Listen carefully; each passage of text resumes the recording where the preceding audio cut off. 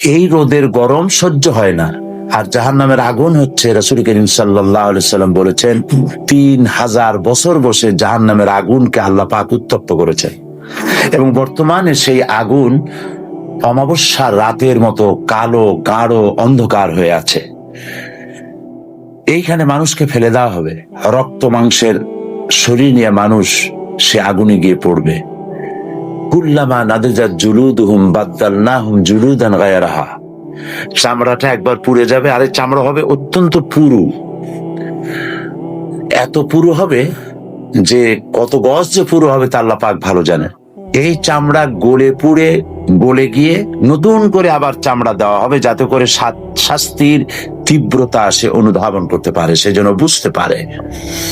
এবং শরীরটা এরকম থাকবে না, এখন যে শরীর আছে মানুষের এরকম শরীর থাকবে না। কারণ যে অপরাধ মানুষ করে সেই অপরাধের জন্য যে ধরনের শাস্তি হওয়া উচিত সেই শাস্তি ভোগ করার জন্য এই বডি যথেষ্ট নয়। এর একটা দৃষ্টান্ত দেওয়া যেতে পারে যে কাউকে যদি পিঁপড়ায় কামড়ায়, লাল পিঁপড়ার কামড় খেয়েছেন আপনারা কেউ? কেমন মিষ্টি লাগে, খুব যন্ত্রণা হয়। তো কেউ ঘুমিয়েছিল, লাল পিঁপড়ায় কামড়ালো, এই কামড় খেয়ে সে ঘুমের থেকে জেগে দেখে যে তার কাছের থেকে পিঁপড়ার লাইন যাচ্ছে। তখন তার মেজাজ খারাপ হবে যে আমি তো তোর কোনো ক্ষতি করিনি, তুই আমার কামড়ালি কেন? সে তখন হাতে একটা স্যান্ডেল থাকে অথবা কোনো একটা কিছু নিয়ে এমন ডলা মারে যে এক ডলায় শখানেক শেষ হয়ে গেল। কিন্তু মনের ঝাল মেটে নেই। সে তখন বলে যে তুই তো পিঁপড়া, এক সময়ও মনের ঝাল মিটলো না যে জ্বালা জ্বলতেছে পিঁপড়ার কামড়ে। যদি ছাগলের মতো হইতি তাহলে পিটাই পিটাইয়া মজা নিতে পারতাম। এই জন্য যে পাপ মানুষ করে সেই পাপের শাস্তির জন্যে, যেমন একটা মানুষ যদি একটা হত্যা করে তাহলে তার বিনিময়ে তাকেও হত্যা করলে শাস্তি হয়ে গেল। কিন্তু একটা মানুষের ভুলের কারণে, একটা মানুষের অর্ডারে যদি কোনো দেশে লাখো লাখো জনতার মৃত্যুর কারণ হয় তাহলে তার শাস্তি একবার মৃত্যু দিলে হবে কি? এটা কি ইনসাফ হবে? কখনো নয়। সেই জন্য বিবেক প্রিন্সিপাল, মানুষের বিবেক দাবি করে যে এরকম একটা জায়গা থাকা দরকার যেখানে এই কঠিন অপরাধের শাস্তি যেখানে দেওয়া যায়। আল্লাহ পাক সেরকম একটা জায়গা রেখেছেন, ওই জায়গাটার নাম হলো পরকাল, ওইটার নাম আখিরাত। এবং সেখানে মানুষের শরীর দাঁতগুলি পাহাড়ের মতো হবে, মানুষের জাহান্নামীদের দাঁতগুলি পাহাড়ের মতো হবে। তো দাঁত যদি হয় পাহাড়ের মতো তাহলে গালটা কত বড় হবে, বডিটা কত বড় হবে। এভাবে জাহান্নামে নিক্ষেপ করা হবে। আবার এই পৃথিবীতে অনেকে এমন অনেক ভালো কাজ করে যেই কাজগুলির পুরস্কার দেওয়ার জন্য পৃথিবীর এই সীমিত হায়াত যথেষ্ট নয়। এখানে একজনের বয়স 50, 60, 70, 80 বছর বয়স, কিন্তু এত ভালো ভালো কাজ করেছে, স্কুল করেছে, মাদ্রাসা করেছে, এতিমখানা করেছে, মানুষের উপকার করেছে, বিধবাকে আশ্রয় দিয়েছে, এতিমকে ঠাঁই দিয়েছে, ইসলামকে জানাবার জন্য বোঝাবার জন্য প্রচারে অফুরন্ত টাকা খরচ করেছে। তারপরে আল্লাহর দ্বীনকে প্রতিষ্ঠা করার জন্য বিবি বাল বাচ্চাকে ছেড়ে দিয়ে হিজরত করেছে, রক্ত দিয়েছে, রাত জেগেছে, শাহাদাত বরণ করেছে। এত কাজ যে করলো আল্লাহর জন্য, তাকে এই জীবনের 50-60 বছরের জীবনে এর পুরস্কার দেওয়া সম্ভব নয়। সেই জন্য বিবেক দাবি করে এমন একটা জায়গা থাকা দরকার যেখানে অফুরন্ত সময় হবে আর এ সমস্ত পুণ্য কাজের পুরস্কার তাকে দেওয়া যাবে। বিবেকের দাবি অনুযায়ী আল্লাহ পাক ওরকম একটা জায়গা রেখেছেন যার নাম হচ্ছে পরকাল, যার নাম আখিরাত, যার নাম কিয়ামত। সেখানে আল্লাহ পাক এই যারা ভালো ভালো কাজ করেছেন তাদের জন্য আল্লাহ পাক জান্নাত রেখেছেন। এবং সেই জান্নাতের মধ্যে কত কিছু আছে এবং কত নিয়ামত, কত সুখ, সে কথা বলে শেষ করা যাবে না। এই জন্য পরকাল প্রয়োজন। পরকাল এজন্য প্রয়োজন যে ব্যবসা করলে হিসাব নিকাশের একটা দিন আসে। সারা বছর 1 জুন থেকে আর এক অর্থ বছর শুরু হয় জুন থেকে।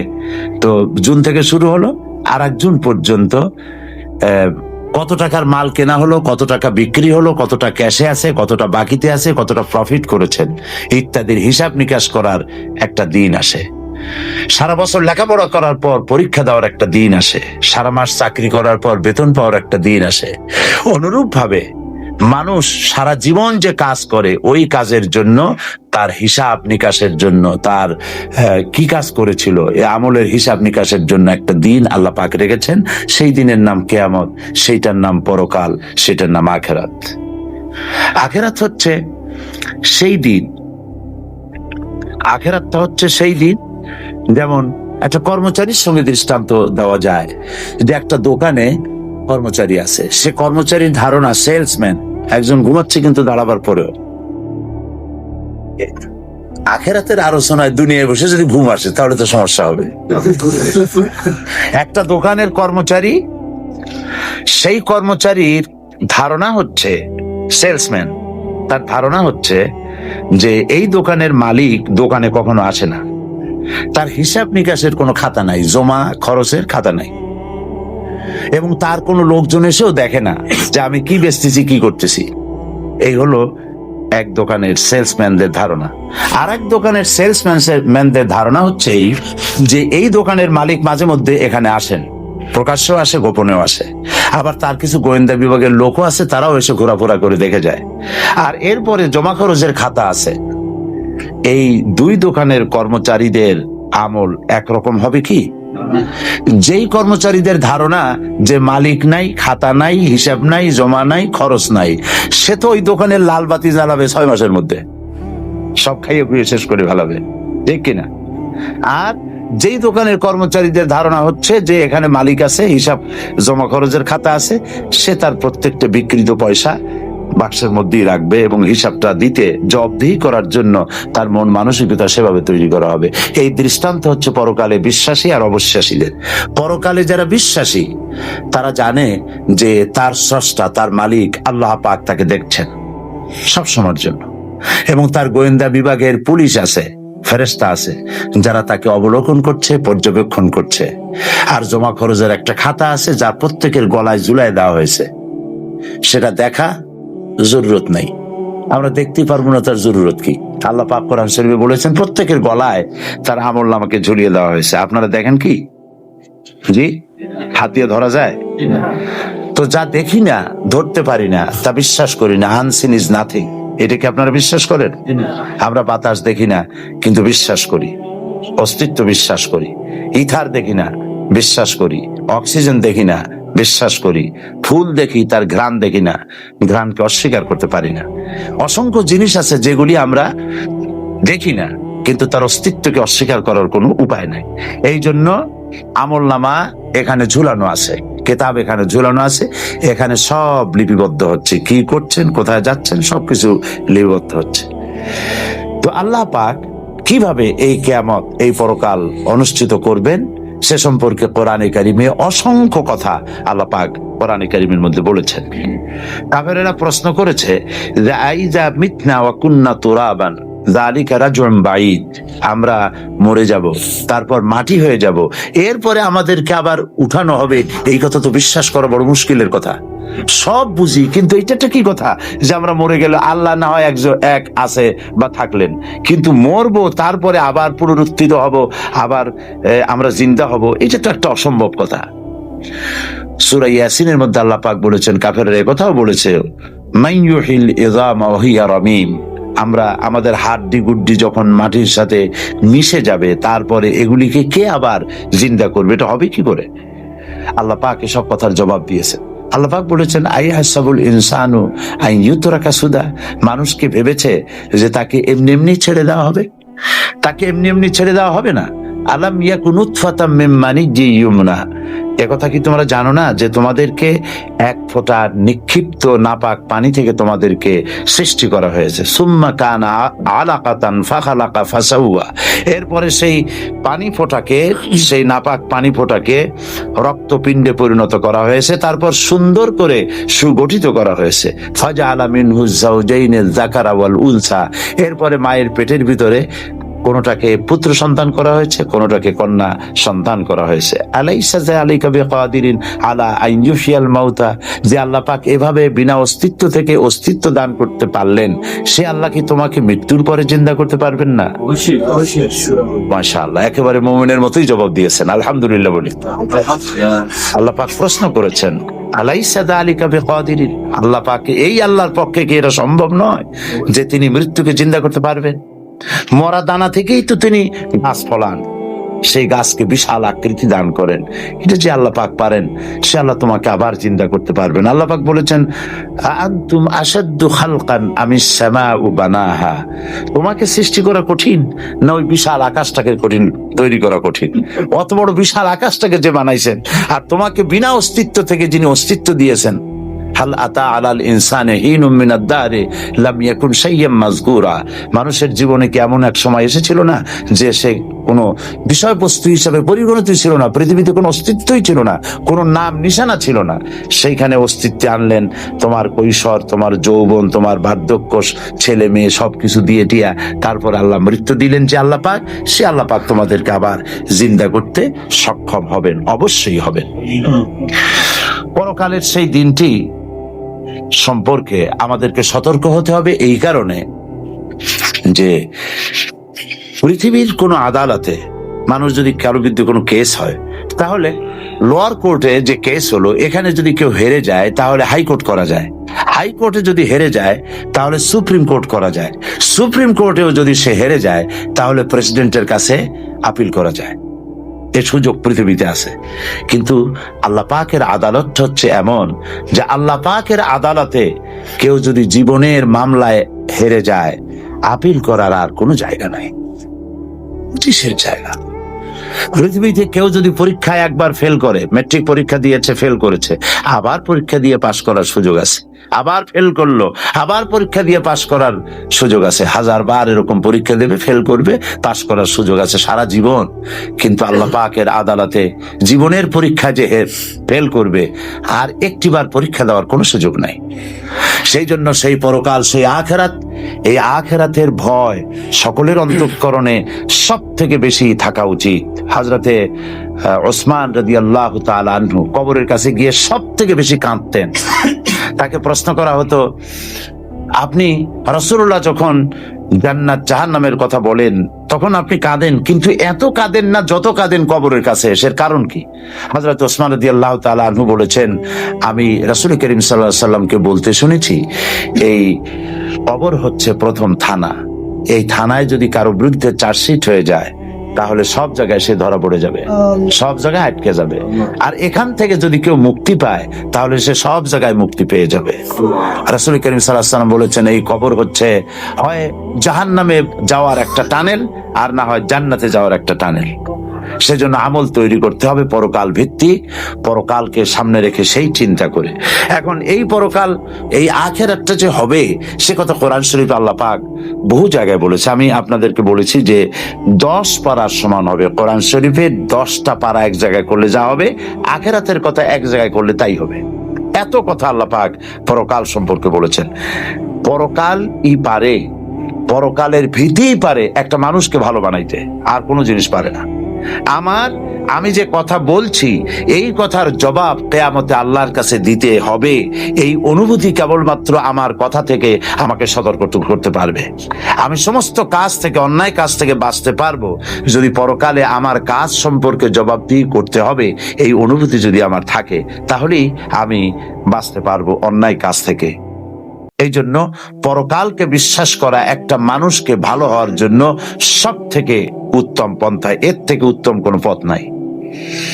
এই পরকাল, এই কিয়ামত অনুষ্ঠিত হওয়ার আগে আল্লাহ পাক বলেছেন কিভাবে হবে, এটা ওপেন সিক্রেট, একেবারে খোলাখুলি আল্লাহ পরিষ্কার বলে দিয়েছেন যে পরকালে কিয়ামত হওয়ার আগে ইজাস সামাউন ফাতারাত ওয়া ইযাল কাওয়াকিবুন তাসারাত ওয়া ইযাল বিহারু ফুজ্জিরাত ওয়া ইযাল কুবুরু বু'সিরাত, যখন আকাশসমূহ বিদীর্ণ হয়ে যাবে, আকাশ এই অবস্থায় থাকবে না যেমন আছে। ইয়াউমা নাতউইস সামাউ কাতাইয়িস সিজিল লিল কুতুব, কিতাবের পৃষ্ঠা যেমন একটার উপরে একটা এরকম পড়ে, আকাশগুলি একটার পরে একটা এভাবে ঠাস ঠাস করে পড়বে, ভেঙে চুরে চুরমার হয়ে যাবে। আকাশ এই অবস্থায় থাকবে না, তারকাসমূহ বিচ্ছিন্ন হয়ে পড়বে, দরিয়া সমূহের পানি শুকিয়ে গিয়ে তার তলদেশ থেকে অগ্নি উদ্গীরণ হবে, কবরের ভিতরে যা কিছু আছে সব বেরিয়ে পড়বে। আল্লাহ পাকের কোনো কথা এভাবে তিনি বলেন নাই যেগুলি হতেও পারে, সব কথা কনফার্ম হবে, এই দৃশ্যের অবতারণা হবে। ফাইজা বারিকাল বাসার ওয়া খাসাফাল কামার ওয়া জুমিআশ শামসু ওয়াল কামার,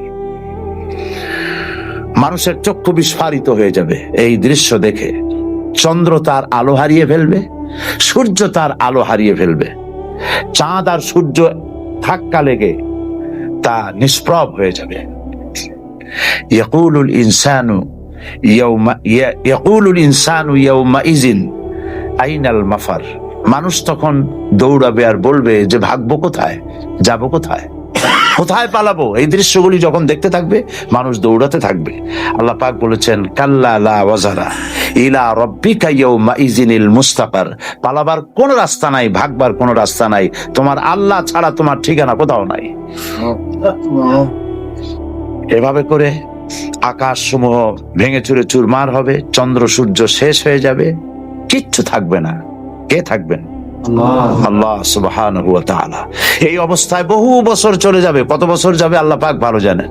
আল্লাহ পাক তখন পৃথিবীকে ডাকবেন, ইয়া দুনিয়া আইনা আশজারুকি, হে পৃথিবী তোমার গাছগুলি কই? ইয়া দুনিয়া আইনা জিবালুকি, হে পৃথিবী তোমার সেই পাহাড়গুলি কই, তোমার সেই দরিয়াগুলি কই, কোথায় সেই স্বৈরাচারগুলি? আজকের এই রাজত্ব কার? আল্লাহ পাক নিজেই বলবেন লিল্লাহিল ওয়াহিদুল কাহ্হার, একমাত্র পরাক্রমশালী আল্লাহ রাব্বুল আলামিনের রাজত্ব সব শেষ করে দিবেন। হযরতে মালাকুল মউতকে আল্লাহ পাক প্রশ্ন করবেন কে আছে আর বাকি? সব জান কবজ হয়ে যাবে। আল্লাহ পাক জিজ্ঞেস করবেন ইয়া মালাকুল মউত, কে বাকি আছে? তিনি বলবেন হযরতে জিবরাইল, ইসরাফিল, মিকাইল এবং আমি। আল্লাহ পাক বলবেন জিবরাইলের জান কবজ করো। হযরতে জিবরাইল আমিন, যিনি সমস্ত পয়গম্বরদের কাছে ওহী বহন করে নিয়ে আসছেন, তিনি প্রথম আকাশ থেকে জমিনে আসতে গিয়ে তার ডানায় একটা ঝাপটা মারা লাগে, এক ঝাপটায় তিনি পৃথিবী চলে আসেন। শক্তিশালী আল্লাহ পাক তাকে বানিয়েছেন এবং তিনি রূহুল আমিন, আল্লাহ পাক তাকে বলেছেন শাদীদুল কুওয়া, বলেছেন শাদীদুল কুওয়া, প্রচন্ড ক্ষমতা আল্লাহ তাকে দান করেছেন। তার মৃত্যু হয়ে যাবে, ইসরাফিলের মৃত্যু হবে, মিকাইলের মৃত্যু হবে। এরপরে আল্লাহ জিজ্ঞেস করবেন কে আছে আর বাকি? মালাকুল মউত বলবেন আল্লাহ পাক তোমার সামনে তোমার গোলাম মালাকুল মউত দাঁড়িয়ে আছে। আল্লাহ পাক বলবেন মুত ইয়া মালাকাল মউত, মরে যা, মরে যা। মালাকুল মউত মরে যাবেন, বাস শেষ। সুবহানাল্লাহ বিহামদিহি। আল্লাহ পাক এই অবস্থা যখন হয়ে যাবে, সব যখন শেষ হয়ে যাবে, তখন আল্লাহ পাক সর্বপ্রথম উঠাবেন, যাকে জিন্দা করবেন তিনি আপনার আমার নবী বিশ্বনবী মুহাম্মদ রাসূলুল্লাহ সাল্লাল্লাহু আলাইহি ওয়াসাল্লাম। সর্বপ্রথম আল্লাহ পাক তাকে জিন্দা করবেন। সমস্ত পয়গম্বররা জিন্দা হবে, সবাই জিন্দা হবে। ওয়াইজাল কুবুর বু'সিরাত, কোরআন শরীফের মধ্যে রয়েছে কান্নাহুম জারাদুম মুনতাশির। আমাদের দেশে বৈশাখ মাসে যখন বৃষ্টি হবে, মেঘ হয়েছে, তখন আপনারা দেখেছেন গ্রামে মাটি ফুঁড়ে ফুঁড়ে পোকামাকড় উঠতে থাকে। এই দৃশ্য দেখেছেন? কান্নাহুম জারাদুম মুনতাশির। ঠিক এইভাবে করে যেভাবে মাটি ফুঁড়ে এগুলি উঠতে থাকে, মাটির ভিতরে যত রূহ ছিল, মাটির ভিতরে যত প্রাণ ছিল, যত মানুষ ছিল, জীব যা কিছু ছিল, সবকিছু মাটি উদ্গীরণ করে দেবে, ভেতরে আর কিছু থাকবে না, সব বেরিয়ে আসবে। সবগুলি উলঙ্গ অবস্থায়, খালি পায়, উলঙ্গ অবস্থায় আল্লাহ পাকের দরবারে উপস্থিত হবে। হযরত আয়েশা রাদিয়াল্লাহু তাআলা আনহা তিনি প্রশ্ন করেছেন, হে রাসূল, সকলকেই কি উলঙ্গ হয়ে উঠতে হবে? হুজুর বললেন হ্যাঁ। তিনি বললেন তখন কি আমাদের শরম হবে না? হুজুর বললেন শরমের চিন্তাও হবে না, কারণ মানুষ সব উপরের দিকে তাকিয়ে থাকবে, কেউ নিচে তাকাবার কোনো সময় হবে না। বিভীষিকা পূর্ণ দৃশ্য, জাহান্নামের গর্জন। কোরআন শরীফে আল্লাহ পাক বলেছেন মানুষের আল্লাহর ভয়তে জাহান্নামের ভয়তে কলিজা গলার কাছে চলে আসবে। এই ভয়াবহ দৃশ্য কিয়ামতের মাঠে হবে। সমস্ত পয়গম্বর নাফসি নাফসি করতে থাকবেন, আল্লাহ আমারে রক্ষা করো, আমারে বাঁচাও। কারো মনে থাকবে না কারো কথা। ইয়াউমা লা ইয়ানফাউ মালুন ওয়ালা বানুন, সন্তান সন্ততি স্ত্রী পুত্র পরিজন দিয়ে কোনো উপকার কারো হবে না।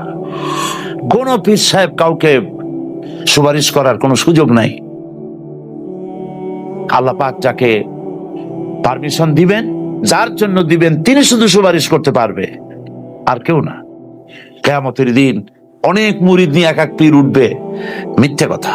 ওয়াকুল্লুহুম আতিহি ইয়াউমাল কিয়ামাতি ফারদা।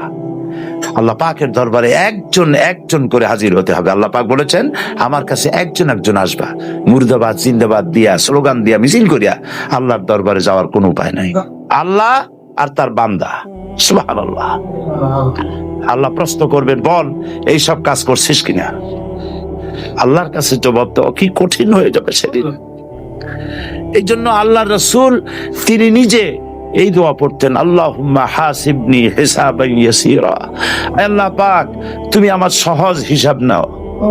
তো রাসূলুল্লাহ যদি সহজ হিসাব চান, তাহলে আমাদের উপায় কি? আল্লাহ তুমি আমাদের সহজ হিসাব নিও।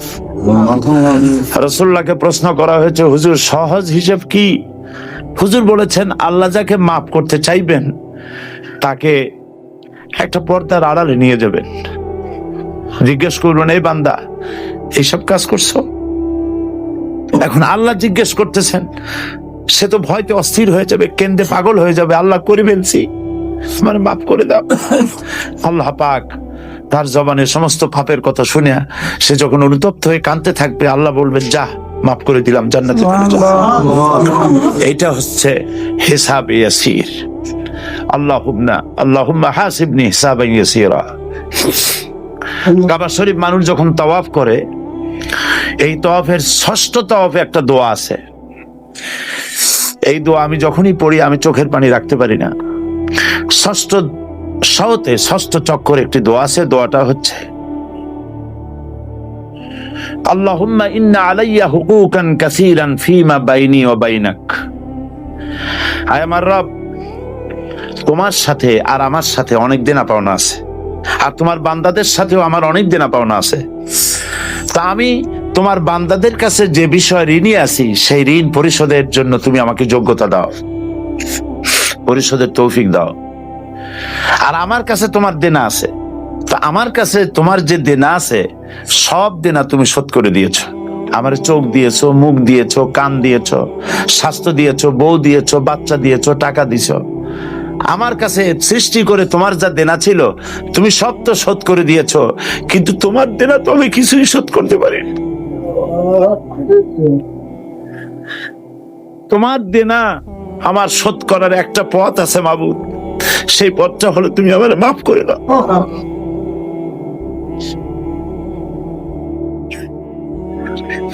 এটা ছাড়া আমার কাছে কোনো পথ নাই মাবুদ। তুমি যদি কিয়ামতের দিন আমাকে প্রশ্ন করো যে যৌবন কাটাইছো কোন পথে, আমি তো জবাব দেওয়ার পথ রাখি নাই। আমি তো আমার যৌবনকে নষ্ট করে ফেলেছি। তুমি যদি প্রশ্ন করো টাকা পয়সা কামাই করেছো কোন পথে, আমি তার জবাব দেওয়ার পথ রাখি নাই। যদি প্রশ্ন করো কোন পথে খরচ করেছো, আমি সেটারও পথ রাখি নাই, নষ্ট করে ফেলেছি। তুমি আমাকে ক্ষমা করে দাও। সেই জন্য আল্লাহর কাছে দোয়া করতে হবে, রব্বানা আতিনা ফিদ দুনিয়া হাসানাতা ওয়া ফিল আখিরাতি হাসানা ওয়া কিনা আযাবান নার ওয়া আদখিলনাল জান্নাতা মাআল আবরার ওয়া আদখিলনাল জান্নাতা বিগাইরি হিসাব। আল্লাহ, তোমার নেককার বান্দাদের সাথে আমাকে জান্নাত দিও, আর তুমি দয়া করে কিয়ামতে আমার কোনো হিসাব নিও। বিশ্বাস করুন, আল্লাহ যদি কাউকে কিয়ামতে হিসাবের জন্য ধরেন, জাহান্নাম ছাড়া কোনো উপায় নেই। হিসাবের জন্য যদি আল্লাহ তার কোনো বান্দাকে ধরেন, জাহান্নাম ছাড়া কোনো উপায় নেই। সেই জন্য আল্লাহর কাছে এই দোয়া করতে হবে, আল্লাহ পাক তুমি আমার হিসাব নিবা না, আমাকে ক্ষমা করে দিও। তো আল্লাহ পাক কিয়ামতে যে বিচারটা করবেন, আল্লাহ পাক হচ্ছেন হাকামুল হাকিমিন। যেমন রহমান রহিম তেমন কাহার এবং জব্বার। একটা সরিষা পরিমাণ নেকি যদি কেউ করে, আল্লাহ তার জন্য তাকে পুরস্কৃত করবেন। আর একটা সরিষা পরিমাণ গুনাহ যদি কেউ করে, আল্লাহ তার জন্য তাকে তিরস্কার করবেন। তবে আল্লাহ পাক হচ্ছেন গফুরুর রহিম। ওই যে গতকাল বলছিলাম, শয়তান বলেছিল যে আল্লাহ আমি তোমার সমস্ত বান্দাগুলি দিয়া জাহান্নাম ভরে দেব। আল্লাহ তখন ফেরেশতাদেরকে ডেকে বলছিলেন, ফেরেশতারা, শয়তানে বলল কি শুনেছ? তোমরা যাও পৃথিবীতে, আমার বান্দারা শয়তানের ওয়াসওয়াসায় পড়ে যদি একটা গুনার নিয়ত করে, গুনাহটা করে নাই, গুনার নিয়ত করেছে, আমলনামায় একটা গুনাহ লিখে দিও। আমলনামায় কোনো গুনাহ লিখবা না। গুনার নিয়ত করেছে, গুনাহটা করে নাই, গুনাহ লিখবা না। যখন গুনাহটা করে ফেলবে তখন একটা গুনার জন্য একটা গুনাহই লিখো। আর যদি তওবা করে তা আমি মাফ করে দেব। আর যদি আমার বান্দা একটা নেকের নিয়ত করে, একটা নেক কাজের নিয়ত যদি করে, তাহলে কাজটা করে নাই, নেক কাজের নিয়ত করেছে, হজে যাবে নিয়ত করেছে, যায় নাই, যেতে পারে নাই, এখনো দান করবে এখনো করে নাই, নিয়ত করেছে, আমলনামায় একটা নেকি লিখে দিবা। আর যখন নেকের কাজটা করা হবে তখন 10টা গ্রেস মার্ক লাগাই দিবা, 10 গুণ বাড়াই দিবা। আর আল্লাহ পাক বলেছেন, আমি যে আমলে খুশি হব, নিচে হলো 10, উপরে 700 পর্যন্ত বাড়াই দেব। সুবহানাল্লাহ। এই হচ্ছে আমার আল্লাহ পাক। তিনি কিয়ামতের দিন বিচারে অত্যন্ত কঠোর হবেন।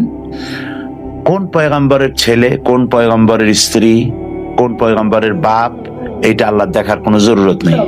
যেখানে পয়গম্বরের বাপ কেডা, মা কে, এইটা যখন চিন্তা করবেন না, তখন উপায়টা কি হবে? আমাদের উপায়টা কি হবে? ইব্রাহিম আলাইহিস সালাম তার আব্বা সম্পর্কে বলবে কিয়ামতের দিন, আল্লাহ আমার আব্বার কাছে আমি ওয়াদা করছিলাম, আমার আব্বারে আমি সুপারিশ করতে চাই, তুমি মেহেরবানি করে তাকে জাহান্নাম থেকে মাফ করো। আল্লাহ পাক বলবেন, ইব্রাহিম তোমার এই সুপারিশ আমি মঞ্জুর করলাম না, কারণ আজর তোমার পিতা হতে পারে, কিন্তু সে আমার খলিলকে আগুনে ফেলার ব্যাপারে ষড়যন্ত্র করেছে, আমি তোমার বাপকে ক্ষমা করব না। এবং শিরক যারা করবে জাহান্নামে অবশ্যই যেতে হবে। হুজুর সাল্লাল্লাহু আলাইহি ওয়াসাল্লামকে প্রশ্ন করা হয়েছে, হুজুর আপনার আব্বা আব্দুল্লাহ এবং মা আমিনার ব্যাপারে কি হবে? হুজুর সাল্লাল্লাহু আলাইহি ওয়াসাল্লাম বলছেন, আমি জানি না, আমি বলতে পারবো না। রাসূল তার আব্বা এবং মায়ের ব্যাপারে কিয়ামতে যেখানে বলতে পারবেন না বলছেন, সেখানে কি উপায় হবে আমাদের? এই জন্য সেই কিয়ামত, সেই পরকালের ব্যাপারটিতে অত্যন্ত সতর্কতা অবলম্বন করে জবাবদেহিপূর্ণ জীবন যাপন করতে হবে প্রত্যেকটি মুসলমানকে। আমল বাঁচাতে পারবে আমাদেরকে। আমল যদি ভালো হয় আল্লাহ পাক ক্ষমা করবেন, আমল খারাপ হবে যে কেউ হোক না কেন আল্লাহ ছাড়বেন না। নূহ আলাইহিস সালাম আল্লাহর পয়গম্বর, তার ছেলে কেনান জাহান্নামে যাবে।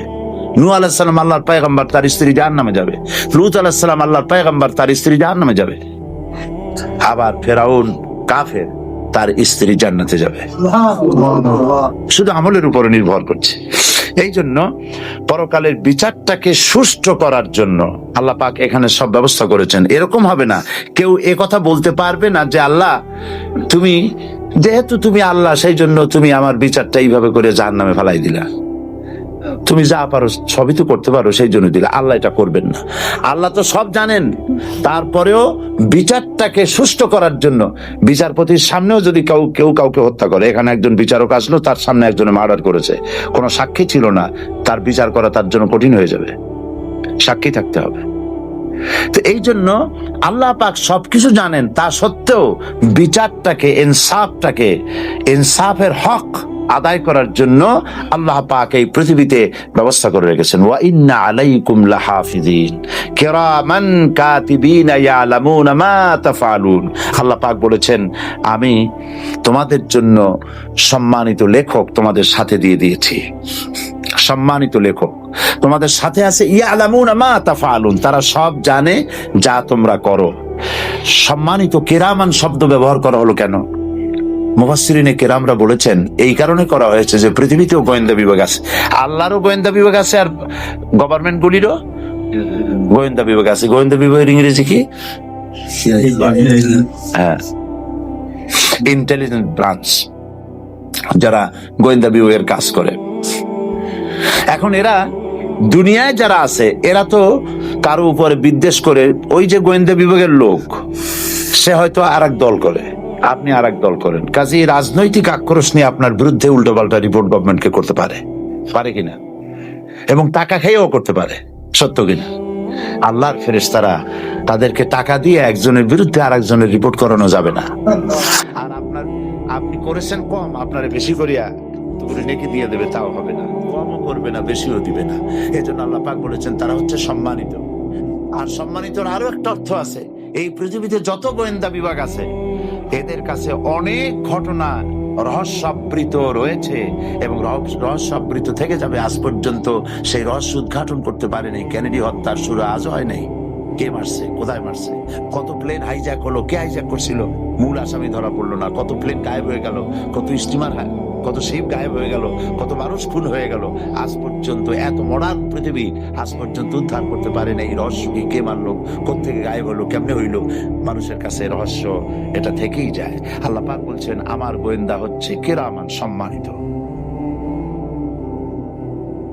সম্মানিত তারা। তো এই জন্যে তারা কিয়ামতের কি বলে, তাদের কাছে কোনো জিনিস গোপন থাকে না, গোপন থাকবে না।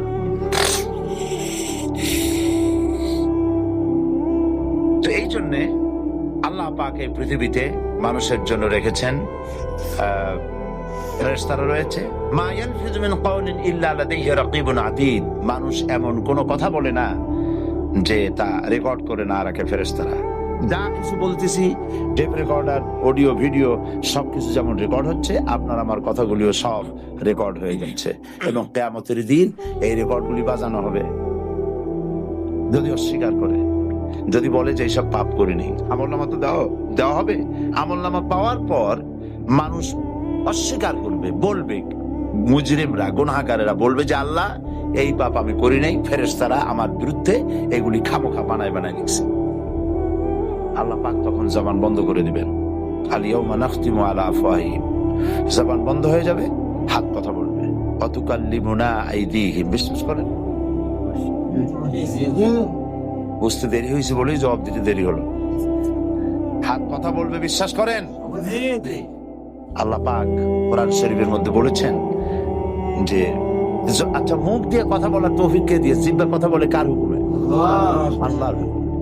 আল্লাহর হুকুমে হাতে কথা বলবে, আল্লাহর হুকুমে পায়ে কথা বলবে, সব বলে দেবে যে আমাকে দিয়েই করা হয়েছিল, আমাকে দিয়েই করা হয়েছিল, সমস্ত কথা বলে দেবে। আর উপায় থাকবে তখন? কোন উপায় থাকবে না তখন। আর যখন উপায় থাকবেই না, তখন সে নিজের হাত পায়ের দিকে লক্ষ্য করে বলবে ক্বালু লিজুলুদিহিম লিমা শাহিদতুম আলাইনা। লোকটি তার হাত পায়ের দিকে তাকায় বলবে আমার বিরুদ্ধে বললি কেন, সাক্ষী দিলি কেন? এত যত্ন করছি, এত ক্রিম মাখাইছি হাতে, এত সাবান মাখাইছি, এত যত্ন করেছি ঠান্ডা না লাগে সেজন্য এত হেফাজত করছি, আমার বিরুদ্ধে সাক্ষী দিলি কেন? হাত পায়ে বলবে কোনো উপায় নাই, তোমাকে যিনি জবান দিয়েছেন সে আল্লাহই আমাদের জবান দিয়েছে কথা বলার জন্য। উপায় থাকলো, হাতে পায়ে যদি সাক্ষী দিল তার কোন উপায় থাকলো? আর কোন উপায় নেই। এরপরেও যদি অস্বীকার করে, তাহলে এখন যেভাবে ভিডিও হচ্ছে, এই ভিডিও করার বুদ্ধিটা কে দিচ্ছেন? আল্লাহ পাক এরকম ফিতায় আমাদের মুভমেন্ট গুলি ধরে রাখতে সক্ষম নয় কি? প্রয়োজন হলে চলচ্চিত্র দেখিয়ে দেওয়া হবে। তুমি জিনা করো নাই, দেখো। হত্যা করো নাই, দেখো। মদ খাও নাই, দেখো। ইন্না লিল্লাহি ওয়া ইন্না ইলাইহি রাজিউন। কোন উপায় থাকবে না, কোন উপায় নাই। এরপরে সে বলবে আল্লাহ পাক তাহলে এক কাজ করো, রব্বানা আখরিজনা না'মাল সালিহান গায়রাল্লাযী কুননা না'মাল।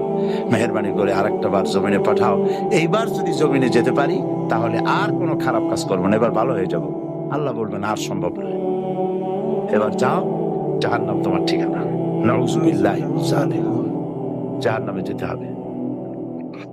সেদিন আমাদেরকে কেউ বাঁচাইতে পারবে না, কেউ রক্ষা করতে পারবে না। সুপারিশ করবেন অবশ্য মুহাম্মদুর রাসূলুল্লাহ সাল্লাল্লাহু আলাইহি ওয়াসাল্লাম, তিনি সুপারিশ করবেন। সেই সুপারিশ পাওয়ার মতো যোগ্যতা আমাদেরকে অর্জন করতে হবে, জবাবদিহিমূলক জীবন যাপন করতে হবে। আজকে সকালবেলায় আমি একটা জায়গায় তেলাওয়াত করতেছিলাম, আমি সে জায়গাটি লিখে নিয়ে আসছি, যেহেতু আয়াতটা বড় আমি মুখস্থ করতে পারিনি তখন। এটা ছিল সূরা ইব্রাহিম। যখন বিচার ফয়সালা হয়ে যাবে, আজকে সকালে তেলাওয়াত ছিল, বিচার ফয়সালা যখন হয়ে যাবে, তারপরে সেখানে জাহান্নামী নেতা এবং তার অনুসারীদের মধ্যে ঝগড়া শুরু হয়ে যাবে। নেতা এবং অনুসারী সব যাবে জাহান্নামে, যারা নাকি আল্লাহ দ্বীনের বিরোধিতা করেছে, তারা সেখানে বসে ঝগড়া শুরু করবে। আল্লাহ পাক সেই ডায়লগ গুলি কোরআনে উঠাই দিয়েছেন যে ঝগড়া যেটা হবে, কি ঝগড়া হবে শোনো। ফাকালাত দুআফাউ লিল্লাযীনা ইসতাকবারু ইন্না কুন্না লাকুম তাবআন।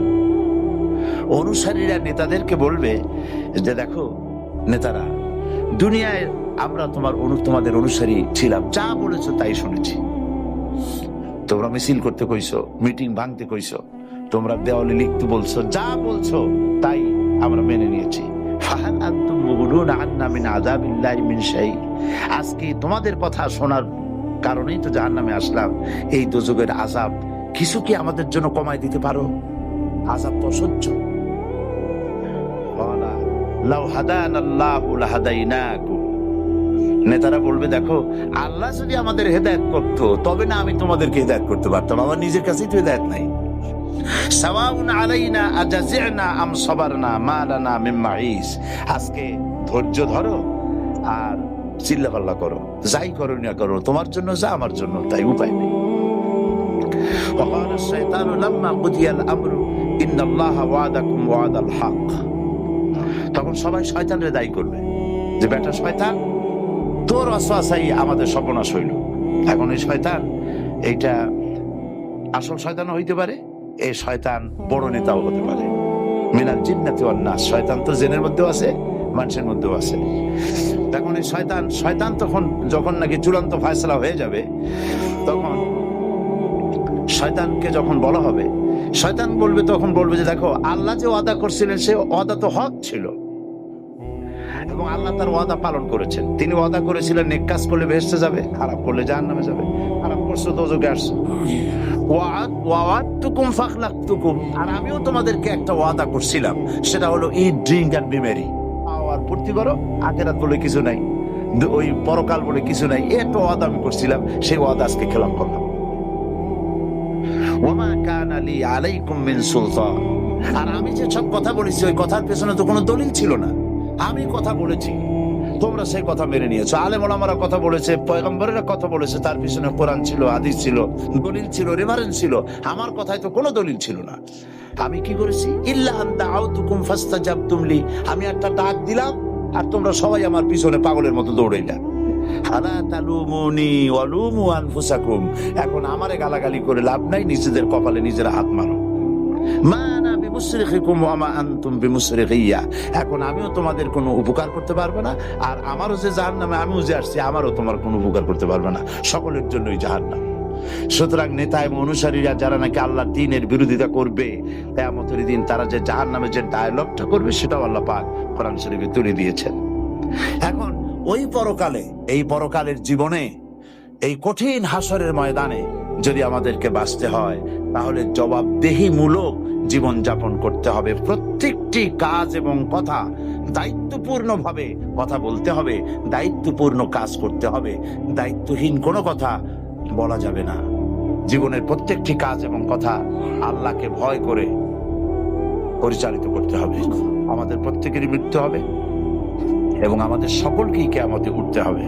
লা তাজিরু ওয়াজিরাতুন বিজরা উখরা। একজনের দায়িত্ব আরেকজন গ্রহণ করবে না, কারো বোঝা কেউ বহন করবে না। কেউ যদি সরিষা পরিমাণ একটা গুনাহ, একটা সরিষা পরিমাণ একটা পাপ বহন করার জন্য কাউকে যদি ডাকে, তাহলে সে ডাকের সাড়া দেবে না। ওয়ালাউ কানা যা কুরবা। যদি সে রক্ত সম্পর্ক আত্মীয় হয়, তবুও ডাকের সাড়া দেবে না। এই জন্য ওই কঠিন হাসরের ময়দানে যেদিন পিতা তার সন্তানকে ভুলে যাবে, মা তার সন্তানকে হারায় ফেলবে, ভুলে যাবে, সন্তান তার মাকে চিনবে না, ভুলে যাবে, সেই কঠিন হাসরের ময়দানে, সেই পরকালে যেন আমরা যেন আল্লাহর কাছে আসামি না হই, সেজন্য আমাদের সেইভাবে জীবন যাপন করতে হবে। এবং সেজন্য সেইভাবে জীবন যাপন করার জন্য সংগঠন হচ্ছে একটি নিয়ামত। আলহামদুলিল্লাহ বলি। মানুষ মাত্রই ভুল ত্রুটি হয়। এই ভুল ত্রুটি সংশোধনের জন্য সংগঠন হচ্ছে একটি বিরাট নিয়ামত। সংগঠনের প্রত্যেক মাসে, সপ্তাহে, মাসে বৈঠক হয়, আলোচনা হয়, রিপোর্ট করতে হয়, নামাজ কয় ওয়াক্ত পড়েছি জামাতে, কোরআন শরীফ পড়ছি কিনা অর্থ সহকারে, এবং কি কি কাজ করেছি। তারপরে মহাসভা করতে হয়, আছে না মহাসভার সিস্টেম আপনাদের মধ্যে? আত্মসমালোচনা প্রত্যেকদিন রাত্রে শুতে গিয়ে এই চিন্তা আমাদেরকে করতে হয় যে আজকের দিনের বেলায় কয়টা মিথ্যা কথা বলেছি, কয়টা পাপ করেছি, এই পাপগুলি থেকে তওবা করছি, আল্লাহ পাক এই পাপ আর করবো না। এইভাবে করে নিজেদেরকে পাপ মুক্ত জীবন যাপন